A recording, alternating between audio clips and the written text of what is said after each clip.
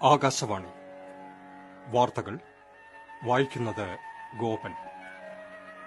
പ്രധാനമന്ത്രി ശ്രീമതി ഇന്ദിരാഗാന്ധി നിര്യാതയായ വിവരം ഞങ്ങൾ വ്യസനസമേതം അറിയിക്കുന്നു.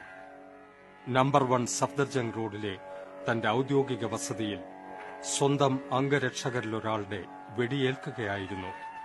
ഉടൻ തന്നെ ആശുപത്രിയിൽ എത്തിച്ചെങ്കിലും മണിക്കൂറുകളോളം ശ്രമിച്ചിട്ടും ജീവൻ രക്ഷിക്കാനായില്ല. അങ്ങനെ ഇന്ദിരാ പ്രിയദർശിനി കഥാവശേഷയായി.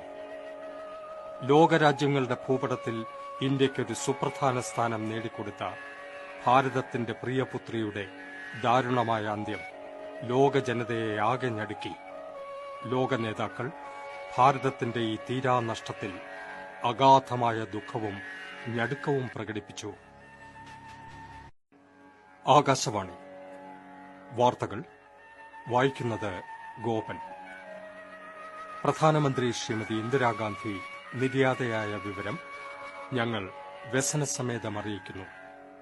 നമ്പർ 1 സഫ്ദർജംഗ് റോഡിലെ തന്റെ ഔദ്യോഗിക വസതിയിൽ സ്വന്തം അംഗരക്ഷകരിലൊരാളുടെ വെടിയേൽക്കുകയായിരുന്നു. ഉടൻ തന്നെ ആശുപത്രിയിൽ എത്തിച്ചെങ്കിലും മണിക്കൂറുകളോളം ശ്രമിച്ചിട്ടും ജീവൻ